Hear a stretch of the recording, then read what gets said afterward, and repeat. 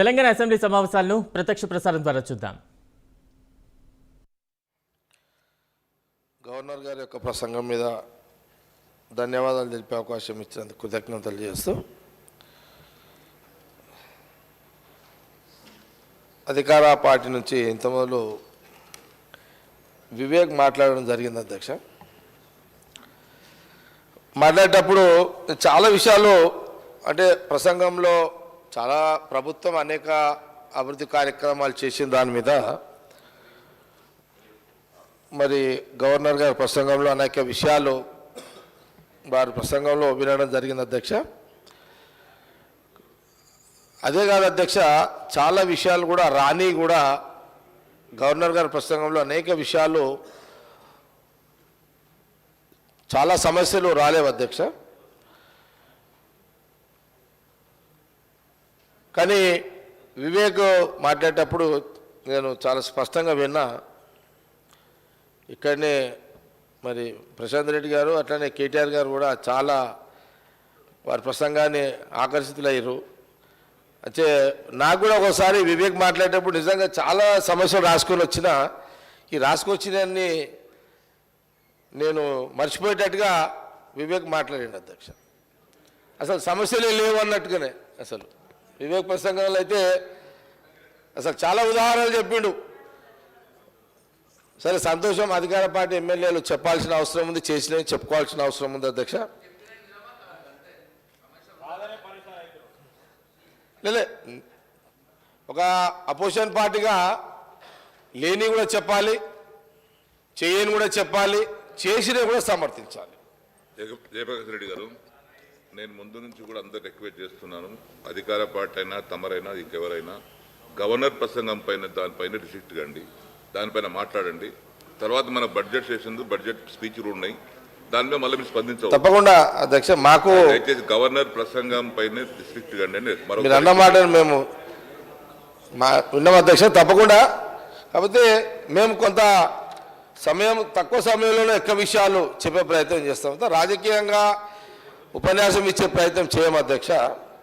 అధ్యక్ష కొంత health minister గారు కూడా ఇక్కడనే ఉన్నారు, కేటీఆర్ గారు కూడా ఇక్కడనే ఉన్నారు. కాబట్టి కొంత మా కాంగ్రెస్ పార్టీ పక్షాన కొన్ని గవర్నర్ గారి ప్రసంగంలో ప్రభుత్వం చేసినని సమర్థించుకుంటూనే కొన్ని విషయాలు చేసినవి చెప్పుకుంటూనే కొన్ని మిస్ అయిన అధ్యక్ష చెప్పాల్సిన అవసరం ఉంది, చెప్తాం అధ్యక్ష.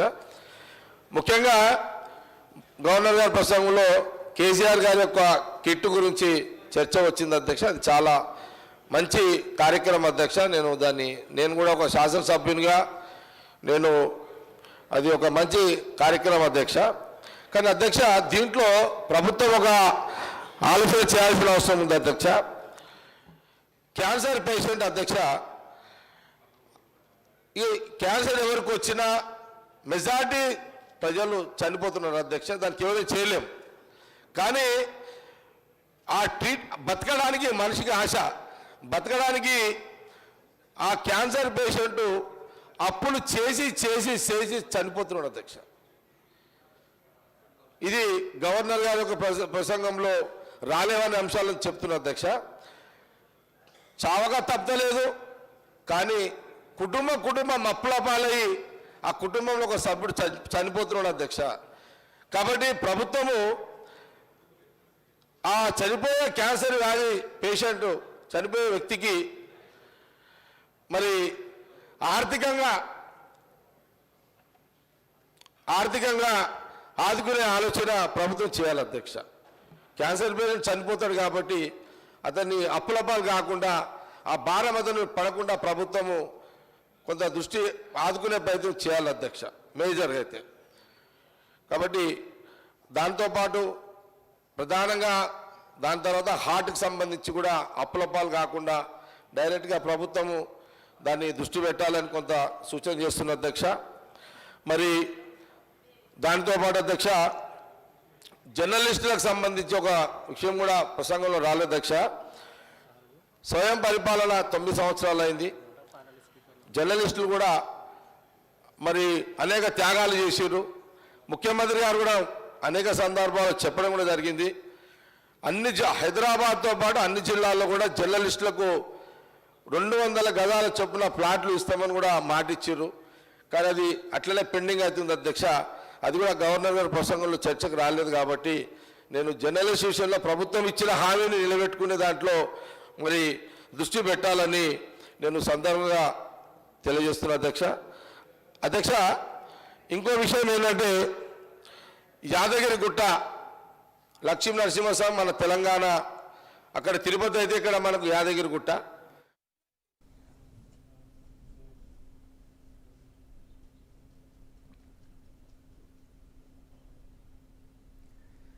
తెలంగాణ బడ్జెట్ సమావేశాలు కొనసాగుతున్న విషయం తెలిసిందే. ఈ క్రమంలో శాసనసభ వేదికగా ఎంఐఎం ఎమ్మెల్యే అక్బరుద్దీన్ సంచలన కామెంట్స్ చేశారు. గవర్నర్ తమిళిసై సౌందరరాజన్ ప్రసంగాన్ని కేబినెట్ ఆమోదించిందా అని ప్రశ్నించారు.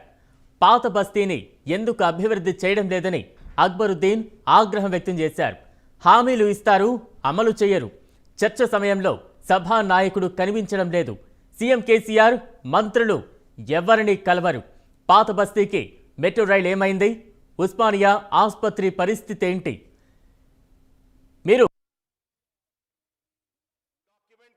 ट्रीट किया जाए, नोटराइज डॉक्यूमेंट को रजिस्टर्ड डॉक्यूमेंट की तरह ट्रीट किया जाएगा। ये कब होगा, यही मैं जानना चाह रहा हूं। क्या मेरी बात ये गलत है? खुली कुतुब शाह अर्बन डेवलपमेंट के ताल्लुक से जानना चाहता हूं, मेट्रो ट्रेन आखिर चलेगी या नहीं चलेगी? मूसी को डेवलप करने की बात की गई, मूसी का डेवलपमेंट का अभी कुछ नहीं हुआ है, उसका क्या होगा मैं ये भी जानना चाहूंगा। सर, मैं आपके जरिए हुकूमत से मुतालबा करूंगा और बोलूंगा कि आप पुराने शहर की तरक्की के लिए जितने भी ऐलानात किए हैं वो कीजिए। चीफ मिनिस्टर साहब ने कहा था कि पुराना शहर इस्तांबुल बन जाएगा। सर, इस्तांबुल नहीं, बस जैसा भी अच्छा बना दीजिए, हम आपके शुक्रगुजार रहेंगे। उस्मानिया दवाखाना बना दीजिए, हम आपके शुक्रगुजार रहेंगे। फ्रूट मार्केट वालों को एग्रीकल्चर मिनिस्टर साहब से आपके जरिए कहूंगा कि उनके जो भी मसाइल है उसको कर दीजिए। वहां पे वो कारोबार कर रहे हैं, मैंने जबान दी है और कहूंगा जब आपकी मार्केट बन जाएगी वो वहां से चले जाएंगे आपकी मार्केट में। मोटराइज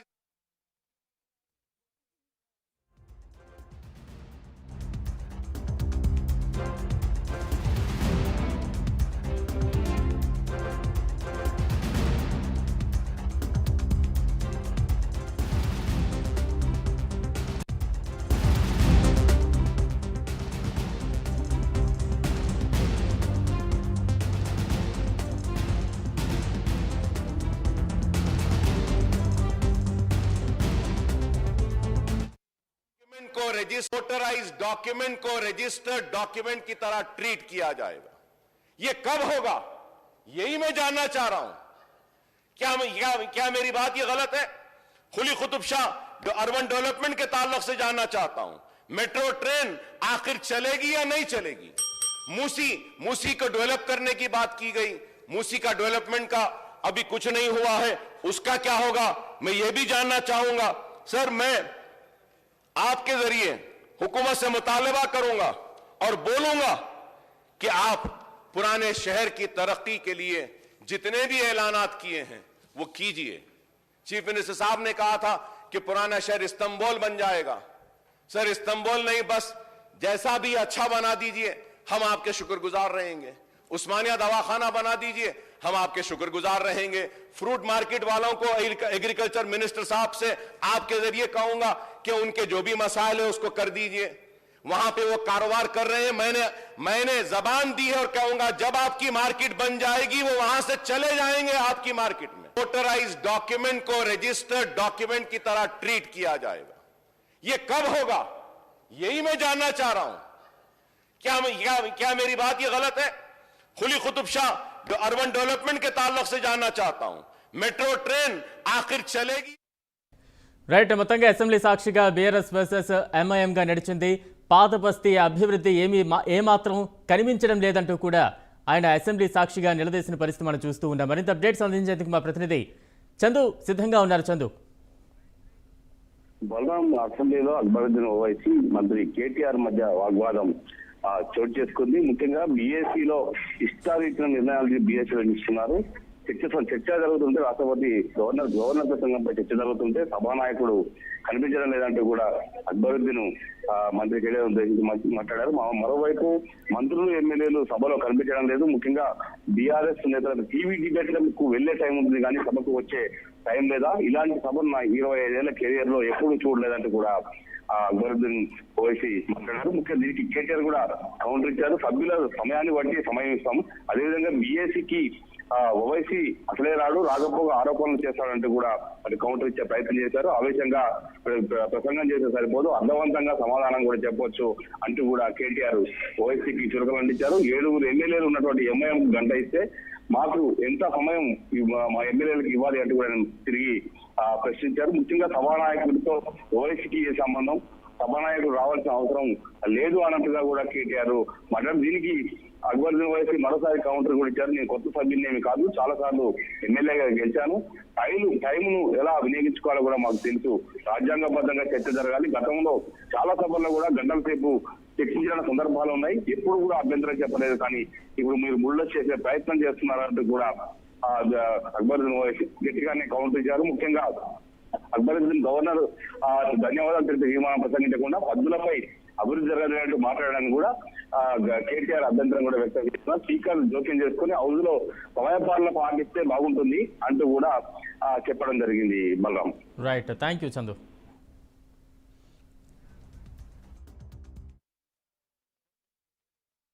మీ ద్వారా తెలియజేస్తున్న అధ్యక్ష, సరే ముస్లింల 12% రిజర్వేషన్ కూడా మీరు అమలు చేయాలని కోరుతున్న అధ్యక్ష పెన్షన్ సంబంధించి 57 ఏళ్ల వయసు పెన్షన్ మీరు ఆల్రెడీ స్టార్ట్ చేసారు.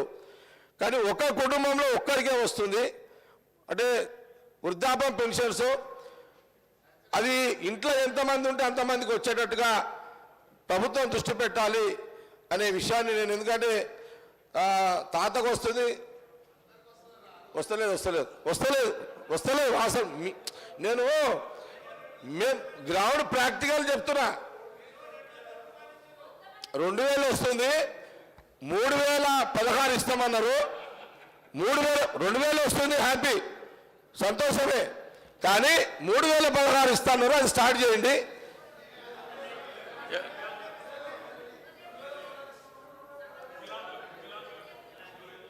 నేను మర్చిపోయినా ఏం సార్ లేదా? అది ఇస్తున్నారు వికలాంగులు, ఓకే. ఇద్దరు ముసలి వాళ్ళకి వస్తలేదు, ఇద్దరికి ఇవ్వండి.